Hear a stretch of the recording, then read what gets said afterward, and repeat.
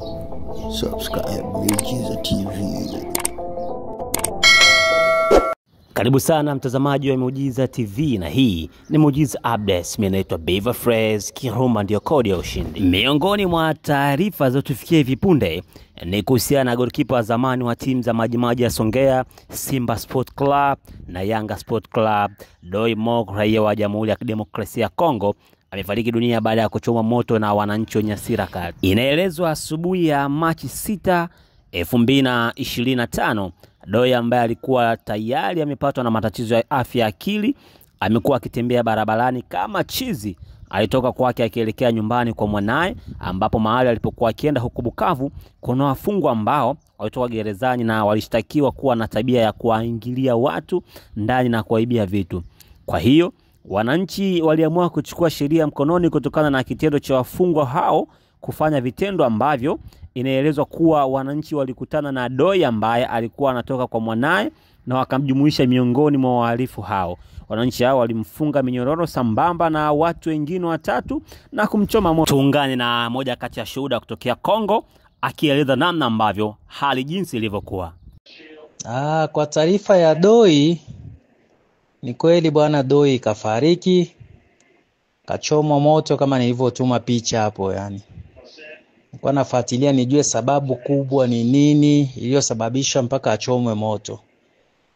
Nasemekana Doi alikuwa tayari ashakuwa na matatizo ya kichwa, alikuwa ameshakuwa na tatizo ya akili, yani kama mtu kachanganikiwa vile, yani ikawa kama mwenda wazimu vile.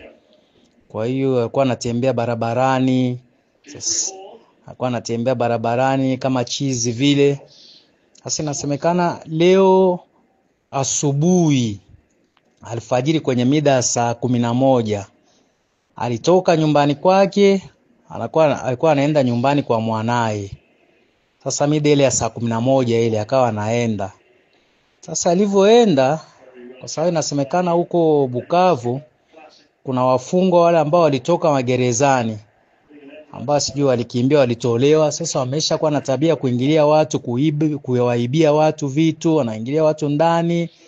Kwa hiyo wananchi sasa wamejichukulia sheria mikononi, wanasema bwana watu wanaingilia watu, wanaiba sijui nini, wakikamata wanakuua, wanakuchoma.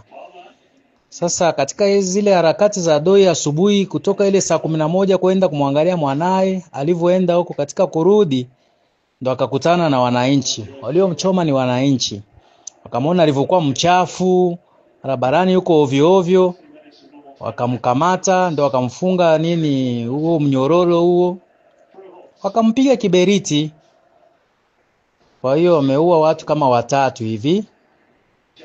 Kwa hiyo ndo chanzo na sababu ya kifo cha Doi jamani.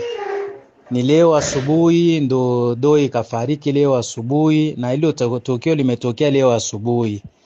Kwa hiyo wamemchoma moto, kwa tayari wameshamfunga mnyororo mikononi, wamemchoma moto. Kwa hiyo ndo hivyo jamani. Subscribe Miujiza TV.